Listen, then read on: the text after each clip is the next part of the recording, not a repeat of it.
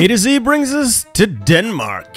What we'll be doing as Denmark today, of course we'll be conquering all of the Nordics. I'll take your hand and show you how to do it easily and effectively. And considering last time we took out Germany, I'm thinking let's turn our attention on the United Kingdom. I say, appears we've changed history too much. Disaster of nightmarish proportions and whatnot.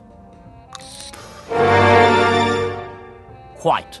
And grab, what's that achievement called? I keep forgetting. The Danelaw. Let's grab the Danelaw next. Yes, I can't get achievements because I'm using my name mod. All channel members will have their names added to a list, and I use that list to draw random unit names. That's why I can't get a achievement, because the game thinks the mod is breaking the game. It is what it is. Let's go. Iron Man mode on with historical focuses. Alright, we have 5 divisions. Let's just put them under a general. I like Frederick here. Field Marshal as well. Let's grab William. And just put them on the border with Sweden and exercise and convert everyone to Infantry Division. Navy. We'll sail the Navy over to this port in Jylland, and then we'll exercise here because this is a shallow sea, which is fine. But if I exercise them in the Danish belts, this is fjords and archipelagos, and not only will they consume more fuel, they are also going to take damage. Air Force. We're going to delete every one of those airplanes and sell them to the highest bidder, so the Hawkers get sold. Some sucker's gonna buy them. Focuses. We're gonna start by reaffirming neutrality. That's the first thing to do. We'll grab a little bit of research. I like to grab engineering, production, and then the third slot, I'm actually grabbing 1936 destroyers. We'll need ships for what we're about to do. Speaking of ships, dockyards. Start out by building some convoys. We don't have the plans or the experience for fresh destroyers. And military factories. Fresh factories can go on support equipment, and after that, just basic infantry equipment. Construction. I'll build a dockyard in Sheeland,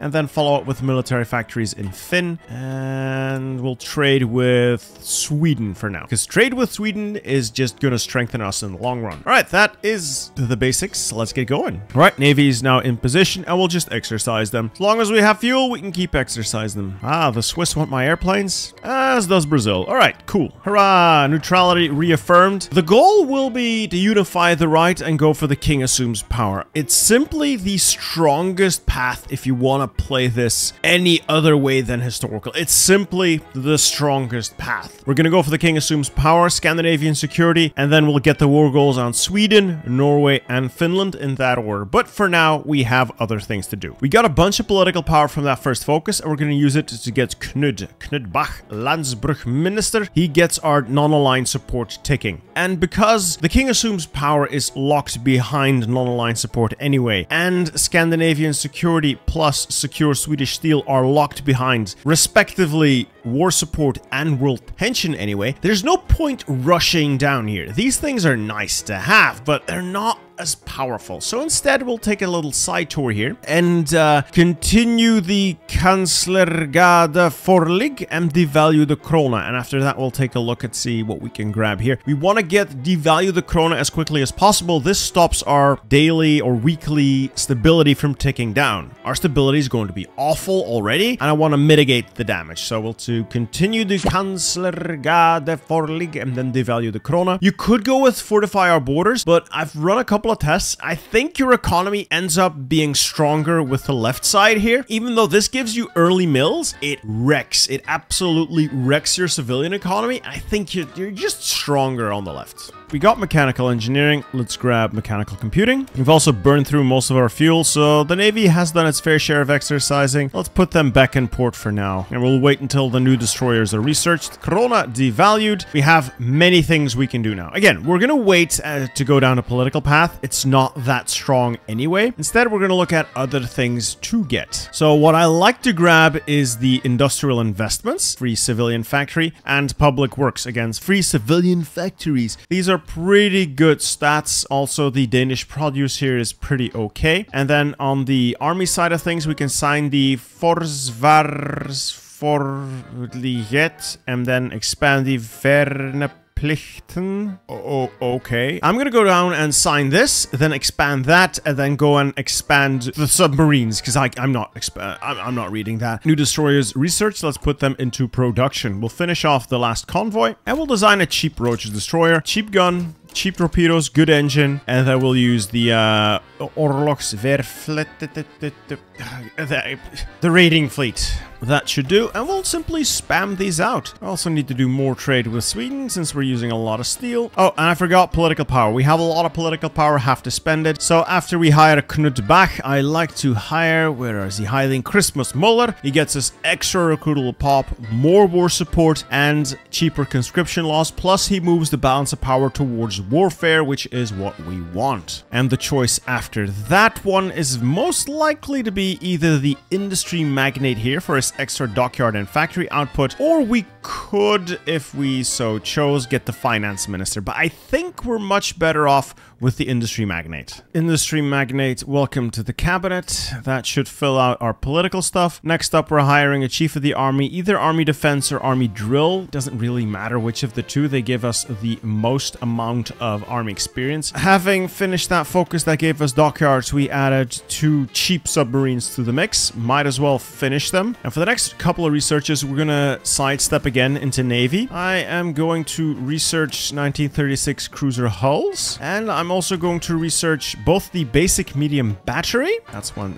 That one's first, and after that, probably basic fire control. So I can get a. Actually, I'm gonna instead of improved machine tools, I'm gonna grab basic fire controls. So that way, when all this research finishes, I can start designing and producing a nice heavy cruiser specifically designed to deal with the AI's fleets. I'm also gonna hire a chief of the army, the naval reformer. I'm gonna hire him a little earlier than usual, mostly because I have a plan which involves Marines, so I want a lot of naval XP. I want to get as much of this as I can. How's the Navy looking? So, we have 5 destroyers for 2 heavy ships. That's not nearly enough destroyers, so we'll keep making more of these destroyers. I also want more dockyards. But in future, I want to make a heavy cruiser. A nice capital ship that is actually designed to kill enemy screens. So what I do is this bottom left slot, I add a medium battery, the cheapest heavy cruiser battery I can, and then every slot that can fit it, I add the best secondary batteries I can get. No armor, the best engine available, and the best fire control available. And this ship is simply too fast for enemy capital ships to reliably hit, so it doesn't need a lot of armor, and it has sufficient light attack that it will seriously start shredding enemy screens. So the idea is that this, combined with my cheap destroyers, means I can take out most navies, provided I can build enough of these. And we'll be building these soon, but I need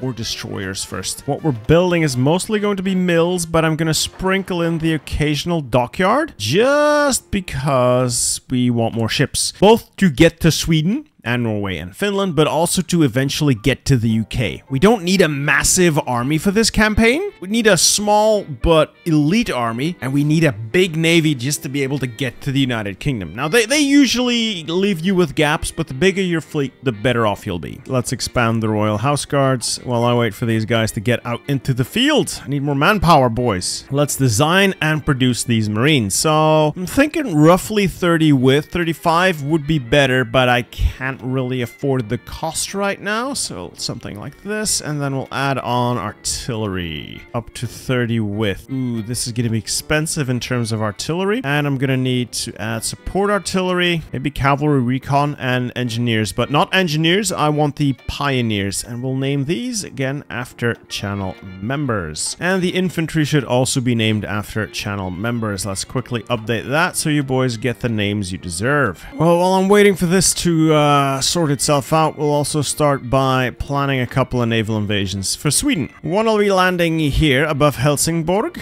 and then the rest of the landings I want to happen here around Malmö, tile next to it, pretty much the entire southern coast here, as well as Karlskrona and the tiles next to Karlskrona. So 1, 2, 3, 4, 5, 6, 7 landings, and we'll reinforce the one in Malmö and the one in Karlskrona. For doctrines, we got some navy experience. Let's elevate the Marine Corps and grab shore parties. This should boost our pioneers significantly, and pioneers are really just engineers specifically for naval landings and river crossings. They're pretty good. They're definitely definitely a must if you're going to use Marines. All right, the question of neutrality. This happens whenever you finish the focus Scandinavian security. Either you form your own faction and try to find a way to get Norway, Sweden, Finland to join you and integrate them that way. It's very fun, very cool, very neat, but I don't want that today. Perhaps it is best we stay out of this for now. Free stability, and we can still join factions, which we will definitely do. World tension has spiked sufficiently. We're gonna need to hurry up on the production of these units. We'll go equipment shopping. Mostly need guns, so anyone selling guns in bulk, I'll buy them. Let's take a look here. Yeah, I mostly need infantry equipment and support equipment is gonna be sorted out quickly enough. It's the guns that will be a problem, so we shall do our best to get more. And we have our war goal on Sweden. We're gonna pause the game here, slow it down. I'm gonna explain things because people keep commenting, but why can you declare war and not get all those guarantees of independence? Because I'm gonna quickly explain how the system works. In single player, the limitation for a democracy like the UK to be physically able to use the mechanic guarantee independence requires world tension to be over 25%, which it is. So I can hear the screeching already because the AI is programmed in a very specific way to respond to the player. If the player is not in a faction, then the game looks at two things: that world tension that we just discussed, and this is important, the amount of world tension you have generated as the player. If it is below 10%, none of the democracies give a flying whatever you've done. No one's guaranteeing anything. And in our case, we have generated exactly 0% world tension. So we can declare war on Sweden with impunity, which we will. We're gonna now reclaim Norway, and right after that, we're gonna secure our Eastern Front. Those give us war goals that don't expire for a while, so I don't have to worry about them. At the same time, we're gonna fight Sweden, destroy their army, and push them back to like 99% capitulation, but we will not capitulate them until we have the war goals for Norway and Finland and have declared war on Norway and Finland. That way they cannot pick up guarantees, because once we get the peace deal with Sweden, we will have a lot of world tension generated. So we want to wait 140 days to capitulate Sweden, and right before they capitulate, we declare war on Norway and Finland, and we have a very easy time of defeating both of them, trust me. My Marines are immediately attacked, so let's be careful here. All right, let's attack into that unit. We'll be able to take Malmö. Let's attack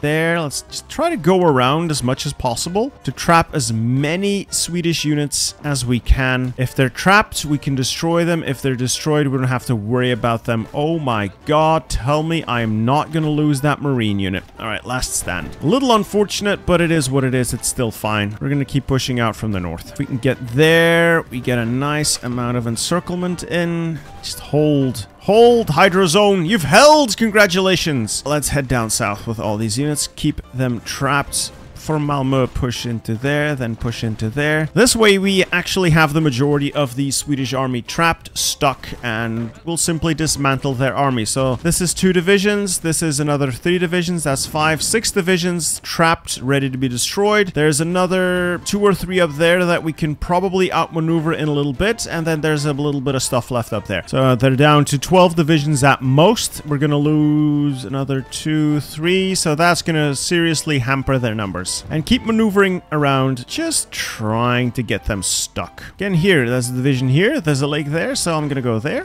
and then walk around them. Use that division to pin them. That division is going to go there and trap them. This division is gonna pin that division while I walk around to trap them again. They are down to 10 divisions at most, 8 when these 2 are gone, and that's gonna get trapped. That's gonna get trapped. There we go. That is another set of divisions about to be destroyed. I think that makes it a maximum of 3 divisions, with 1 of them already trapped there. Oh, Sweden. You might notice that I'm really not capturing a whole bunch of land. It's because I don't have to. We have plenty of time. We have 140 days, so 2 focuses worth of time to capture all the territory we need. There's just no point in rushing it. 92%. Let's grab Sundsvall. That will bring them to like 98, 99. And we'll pause any offensives here. 93%. I'll actually take all of my units, put them on the border with Norway down there. They'll be pushing up quickly and fast. We'll split off the Marines, which we'll use to launch an assault on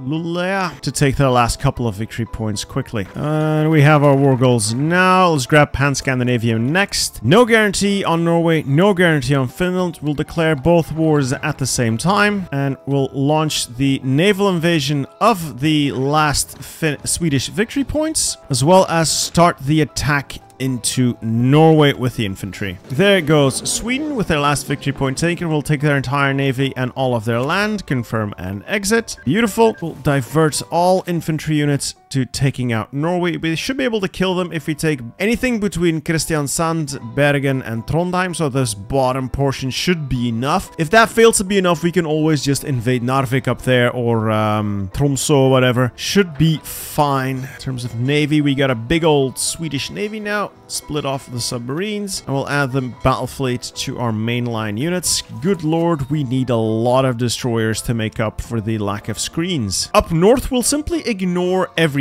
We'll just completely ignore what Norway and Finland do up there. It does not matter. To defeat Norway, we just need to capture the south. And to defeat Finland, well, they'll be way easier to defeat by taking Finland when all Finnish army is up in Sweden. We are simply going to be distracting them up there. See, this is part of why we take out Sweden first. It distracts the Norwegian and Finnish armies incredibly, and it's way easier, ironically, to invade Sweden than it is to invade Norway, because the Norwegians will put their entire navy in the eastern North Sea, and that's the only place you can get at them. While Sweden will also put most of, well, pretty much all of their army in the eastern North Sea, but you can block them from the lower Baltic and the Danish belts. As a result, you can actually invade Sweden. We're in Trondheim already. Also getting into Stavanger and Bergen. And there goes Norway. Hurrah! Again, we'll take everything, including their navy, submit demands, confirm and exit, and halt the game for a little bit. Now, to take out Finland, we'll launch a naval invasion from Stockholm into the area between Helsinki and Turku and kill them from there. The Finnish army is strong. They have massive bonuses to defense, but that doesn't really help them much when they're not home. So, all-out naval invasion in this southern area. As many units as you can muster. Move the fleet to Stockholm as well.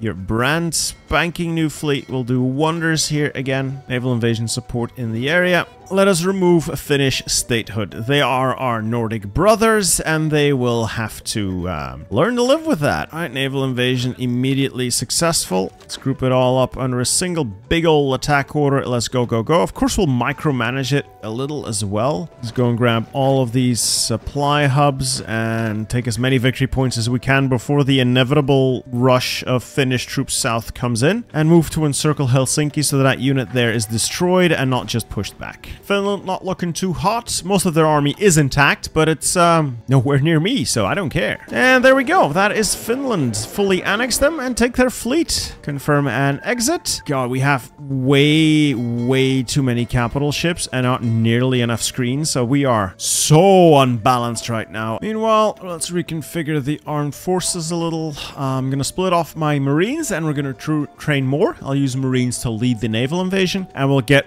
more infantry out as well. Steady as she goes, we'll simply keep increasing the size of the army. The UK wants to limit our naval rearmament. That's fine. These terms are acceptable. The carriers, or the cruisers that we're building, are nowhere near their limit. All right, Iceland is reintegrated. Yay, they've accepted. And now we can click the button, proclaim Nordic unity. Now, I know some of you guys will say, hey, you should try one of the other ones. Sure, I'll try one of the other ones, but not today. Today, I want to show you guys how to gobble up all of the Nordics and kick the UK's ass. So that's what we'll do. We'll proclaim Nordic unity. But I admit this is the lamest of all the names. The Nordic League is just not as fancy as the other options. And before, you could click all of those decisions. Fairly recently, they patched it, so you can see they're all gone. All these decisions are gone. You can only do one. You have to choose, and I chose Nordic League because it looks better on the map. I could have gone for the UK stuff and Norway, but slightly more difficult. Let's grab Dominium Marish Balticae 70 days, which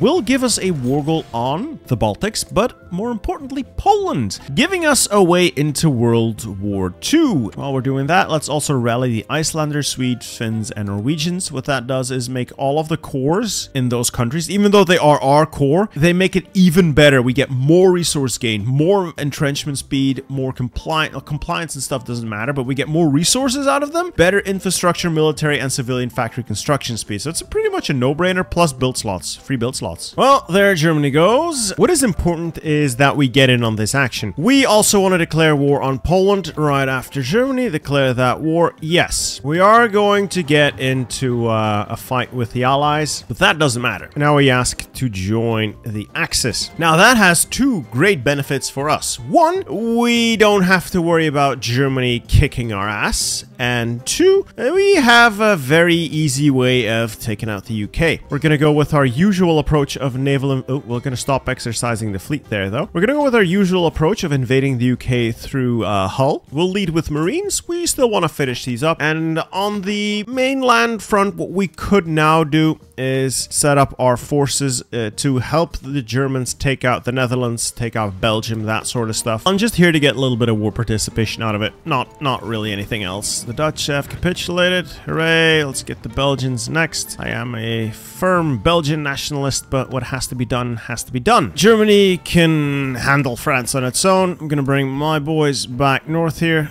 There was a small naval invasion, but it's being dealt with. Marines are getting ready to invade the UK. Naval invasions are all prepared. The Navy is repaired. Naval invasion support in these two areas. The submarines can reinforce with a little bit of convoy raiding. They'll probably get caught, but as long as I can get one tick of green seas, we'll be golden. There we go. We're on our way. I just hope not everyone dies en route. That would suck. But as long as most of them make it, yeah, it looks like most of them are going to make it. We should be okay. We found the Royal Navy. Oh, they are very likely to shred my stuff. My screening efficiency is actually better than theirs, so we'll see how this plays out, but I am not confident here. Oh, I should be probably, because I'm winning this handily. We've shredded the home fleet. Never mind. We've made it to Liverpool. I'm going to use the Marines to create a push from Liverpool down to the southern coast. Now, the idea, though, is to keep the UK alive for as long as I can and to keep as many German and Italian units out of here because I don't want them near me. The Navy has taken a bit of damage. We've dealt a bit of damage. Just get them out of there so I can get them repaired. I don't risk losing my entire fleet here. They're engaged in combat. I can't see where they are. Anyway, let's send the fleets back. Don't want to lose these ships. They've done their duty. All in all, can't complain too much. The advance is going well. Should be able to get London surrounded any time now. Finishing up the remaining forces they have left here. And after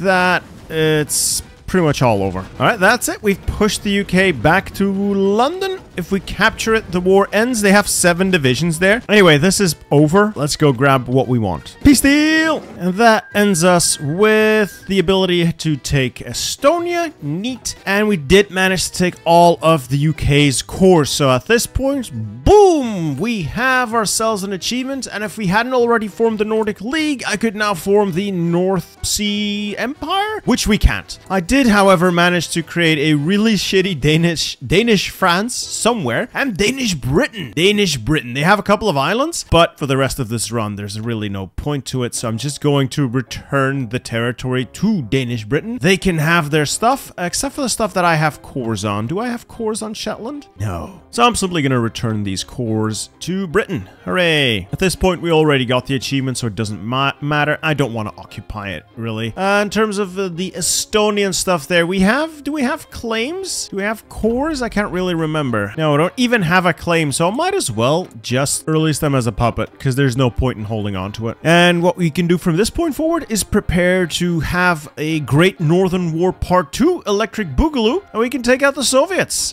for which we could do some more research, I guess. Well, I'm a little bored waiting for the war with the Soviets to kick off, so I'm gonna justify the French. Right, I just realized I may not have actually recorded everything that I was planning to record. The invasion of Vichy was easy enough. Hit him around Toulon, Marseille, overrun the mainland, and quick naval invasion of Oran and Algiers, which was really easy with our Marines combined with a single unit of infantry. Vichy is super weak, and Germany doesn't get involved as long as you're in the Axis. I called in my French puppet for the war and gave all of my gains to that French puppet, giving me a stronger French puppet. So Danish France and Danish Britain are my 2 big lapdogs, getting everybody in position to take on on the USSR next. I'm gonna answer Germany's call to arms, and we're gonna go for it. It looks like the Italians had the same idea I did, which was to launch a massive naval invasion around Leningrad. Well, in that case, we're not helping Italy. What are the odds as well that they do it just at the same time that I launch my own invasion? In any case, this is not gonna require, well, any planning really.